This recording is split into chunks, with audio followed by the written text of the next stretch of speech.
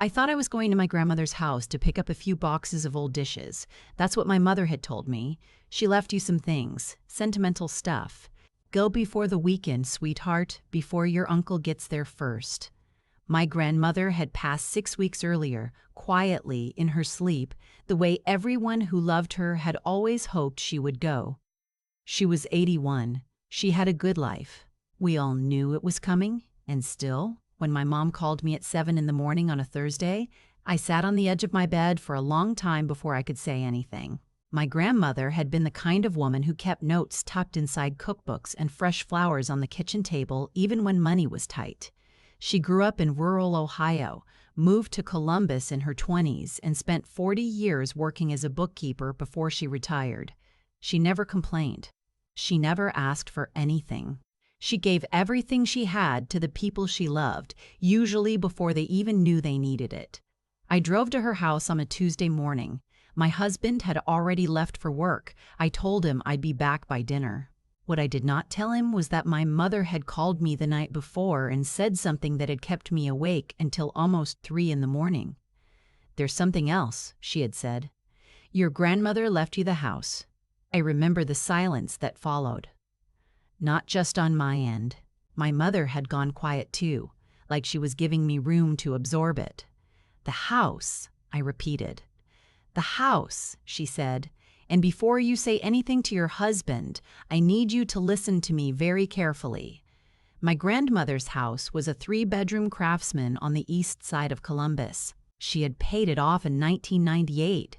It sat on a corner lot with a front porch that wrapped around one side and a backyard with an old oak tree my cousins and I had climbed every summer when we were children. It was not a mansion, but in today's market it was worth somewhere around $340,000. My mother had known about the will for 2 years. My grandmother had updated it after my wedding, and my mother was the only one she had told. Not even my grandmother's attorney had said anything to anyone else. "Why didn't she tell me?" I asked. "Because she knew what would happen if she did," my mother said. I didn't ask her to explain. Somewhere in my chest, I already knew. I had been married for 4 years. My husband's name doesn't matter as much as what kind of man he was, and the kind of man he was had taken me longer to understand than I would like to admit. He was charming when we met, attentive. He remembered things I mentioned in passing, showed up on time, opened doors, called when he said he would. I had mistaken all of that for character. What I learned slowly, the way you learn most hard things, is that there is a difference between a man who is considerate because he cares about you and a man who is considerate because he wants something from you. My husband was the second kind. It took me about 2 years into our marriage to see it clearly, and another year to stop arguing with myself about whether I was being fair. His family was warm on the surface and cold underneath.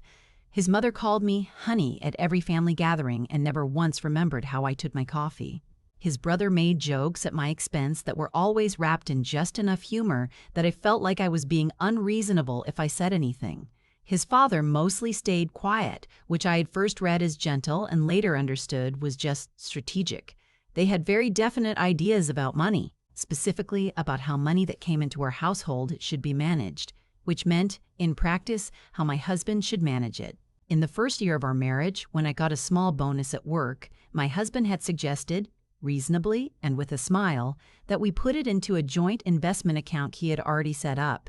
I had agreed. When I mentioned later that I wanted to pull some of it out to help my mom with a car repair, the conversation that followed was not a conversation so much as a very calm, very controlled explanation of why that was not a good idea right now. I started keeping a separate savings account after that. I didn't tell him. So when my mother said, "Before you say anything to your husband," I understood exactly what she meant. She wanted you to have it, my mother said. Just you. Not a marital asset. Just you. Not a marital asset. Not something to be negotiated. Yours. I sat in my car in the driveway of our house and looked at the garage door for a long time after we hung up. My mother told me to come alone the next morning. She would meet me at the house with the attorney's paperwork. The drive took about 25 minutes. It was a clear morning in early April, cold enough that my breath fogged the window before the heat kicked in. I pulled up in front of the house and sat for a moment before I got out. The porch light was still on. My grandmother had always left it on. My mother was already inside. She had a key. She had always had a key. She was standing in the kitchen when I came through the side door, the one we had always used because the front door stuck in cold weather, and she had made coffee. The kind my grandmother always kept, the store brand in the red can, the one that tasted exactly like Sunday mornings when I was 9 years old. She didn't say anything when I walked in. She just poured me a cup and set it on the table. The paperwork was in a manila folder beside the sugar bowl. The house had been transferred into a trust 2 years ago. My grandmother had worked with an estate attorney to set it up specifically so that it would pass directly to me outside of probate, and, critically, in a way that kept it classified as separate property under Ohio law. The attorney had advised her carefully. The documentation was clean and thorough. There was also a letter. It was in my grandmother's handwriting, the careful, slightly slanted cursive she had used her whole life, on a piece of her good stationery with the small blue flowers in the corner. I read it standing at the kitchen table because I didn't trust my legs to hold me if I sat down. She didn't say much. She wasn't a woman who used 10 words when 3 would do. But she said that she had watched me for the past few years, and that she was proud of me, and that she knew I already understood more than she needed to explain. She said the house was mine to do with as I chose. Keep it, rent it, sell it, whatever I decided, but it was mine. Not to be shared unless I chose to share it. Not to be leveraged or negotiated or used as collateral for someone else's plans. The last line of the letter was, "Take care of yourself, the way you take care of everyone else. You are better at this than you know." I stood in her kitchen and cried into a paper towel for about 4 minutes. Then I washed my face at her sink, dried my hands on the dish towel hanging from the oven handle, and sat down across from my mother. "He's going to ask," I said. "I know," she said. "What do I tell him?" She wrapped both hands around her mug. "Your grandmother had an idea about that." My mother explained it carefully. My grandmother had discussed it with the attorney and with my mother over several conversations spanning almost a year. The idea was simple. If my husband or his family believed the house came with significant debt attached, a reverse mortgage, a lien, outstanding back taxes, they would be far less interested in it. The house would look like a liability, not an asset.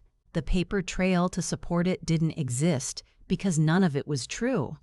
But what was true was this: my husband would not verify. He would hear debt and liens, and his interest would evaporate. His family was not interested in inheriting problems. They were interested in inheriting value. My grandmother had understood that about them without ever having to be told. "You don't have to do anything dishonest," my mother said. "You just have to be vague. Let him fill in the blanks himself." I drove home that afternoon and made dinner.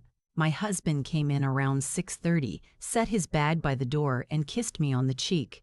He asked how it went. "Sad," I said, "hard being in her house." He nodded. He poured himself a glass of water. Then, very casually, the way he always did when he was trying not to seem like he cared too much, he said, "Did you find out what she left you?" "Some furniture," I said. "Her dishes. And the house, but there are complications." He looked up. "What kind of complications?" "She had taken out a reverse mortgage a few years back. My mother didn't know the full amount. The attorney is still sorting it out." I turned back to the stove. It might actually be more trouble than it's worth. He was quiet for a moment. I could feel him recalibrating. "Well," he said, "that's unfortunate. Sorry, babe." He went to change his clothes. He did not ask any follow-up questions. I stood at the stove and exhaled very slowly. 3 days later, his mother called me. She was cheerful and warm, the way she always was on the phone, and she asked how I was holding up after losing my grandmother. And she said she was sorry for my loss, and she meant exactly none of it with her whole heart. Then she said, "I heard there might be some property involved." Your mother-in-law to another daughter-in-law, "I just want to make sure you have good advice.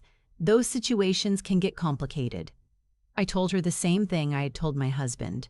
Reverse mortgage. Possible liens. The attorney was still reviewing everything. It might take months to sort out. She made a sympathetic sound. She said, "Well, if you need any help navigating it, we know a few people." "I'll keep that in mind," I said. We hung up. I sat for a moment in the quiet of my car where I had taken the call, and I thought about my grandmother sitting at her kitchen table 2 years ago, working all of this out with her attorney, thinking ahead to exactly this phone call, exactly this conversation. She had never met a problem she couldn't plan around. I had just never understood the full extent of it until now. The next 2 months were the strangest of my life. I went to the house on Saturday mornings, sometimes with my mother, sometimes alone. I walked through the rooms and tried to figure out what I wanted to do. I had the locks changed the first week. I had a contractor come out to look at the roof and the furnace, both of which were in decent shape. The backyard still had the oak tree. A neighbor I didn't know waved at me from across the fence one morning, and I waved back, and she said she'd been worried about the house sitting empty, and I told her it wasn't going to be empty much longer. I hadn't fully decided yet, but something was shifting. At home, things were also shifting in the way that things shift when one person in a marriage starts to see clearly and the other person doesn't notice yet. I had started, quietly, to document things. Not dramatically, not with any specific plan in mind at first. Just noting things down in an app on my phone because I had learned in the past year or so that my memory was not always a reliable witness when my husband was involved. He had a way of revisiting conversations and remembering them differently than I did. Calmly, reasonably, with complete confidence. And I had learned that the only way to hold on to what was actually true was to write it down when it happened. His family called twice more over those months. His brother texted once, asking if I had figured out the situation with the estate. I said things were still being reviewed. He said okay and didn't follow up. My husband brought it up once, about 6 weeks in. He said he'd been thinking about it, and even if the property had some debt attached, it might still be worth exploring options. Maybe they could consult someone. Maybe there was a way to restructure. I said the attorney had advised me not to make any decisions until the full picture was clear. He nodded. He didn't push. What he did not know, and what I had not told him, was that I had already spoken with my own attorney. Not the estate attorney, though I had met with her too. A different one. A family law attorney my mother had quietly found for me, and whose name I had saved in my phone under a contact that looked like a dentist appointment reminder. I had not made any decisions yet. I was still deciding. But I was deciding from a position of information, and that felt different than anything I had experienced in the past 4 years. The conversation I had not expected happened on a Sunday afternoon in early June. I came home from the house. I'd been there with a friend who was helping me measure rooms for furniture, and my husband was in the kitchen with his laptop open and a legal pad beside him covered in his handwriting. He looked up when I came in and smiled, but it was his careful smile, the one that meant he had been thinking about something and had decided how to present it. "I want to talk to you about something," he said. I set my bag down. Okay. He had found something. I still don't know exactly how. Maybe a property record database. Maybe a conversation with someone. Maybe he was simply more resourceful than I had given him credit for. But he had found that my grandmother's house had transferred into a trust, and that the trust had named me as the sole beneficiary, and that there was no reverse mortgage, no lien, no outstanding debt. He wasn't yelling. He was the opposite of yelling. He was very calm and very still, and he was looking at me the way people look at you when they have decided to be patient while they wait for you to understand that you have lost. "I just want to understand," he said, "why you felt like you needed to hide this from me." I sat down at the table across from him. "I didn't hide anything," I said. "I told you there were complications. You told me there was a reverse mortgage. I told you my mother didn't know the full amount. That's true. She didn't know what you'd do." He was quiet for a moment. "This is a marital asset," he said. "Actually, it isn't," I said. "Actually, it isn't. Separate property inherited by one spouse is not a marital asset under Ohio law as long as it hasn't been commingled. My attorney explained it to me pretty clearly." The word attorney landed in the room between us. He looked at me for a long moment. Something moved across his face that I couldn't quite name. "You have an attorney," he said. "I do," I said. He closed the laptop. He looked at the legal pad. He looked at me.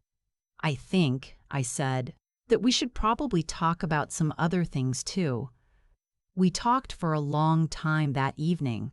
It was not a comfortable conversation, but it was an honest one, more honest than most of the conversations we had managed in 4 years of marriage, because I finally had nothing to protect except myself, and that turned out to be clarifying in a way I had not anticipated. His family called once more, about 3 weeks later, his mother again. She was less warm this time. She asked if I had thought about what this was doing to the family. I told her I had thought about very little else. She said she hoped I understood what I was giving up. I told her I thought I was gaining more than I was giving up, but I appreciated her perspective. We hung up, and I sat in my car again, in the driveway of my grandmother's house this time, and I looked at the front porch and the porch light that I had started leaving on. The divorce was filed 4 months after that first conversation at the kitchen table. My attorney was thorough. His attorney pushed on the property. Mine held the line. The trust documentation, the careful work my grandmother had done 2 years before she died, held up exactly the way it was designed to. I kept the house. I moved in the first Saturday of February. My mother helped me unpack the kitchen. We put the dishes in the same cabinet where my grandmother had always kept them, the one to the left of the sink. We hung her dish towel back on the oven handle.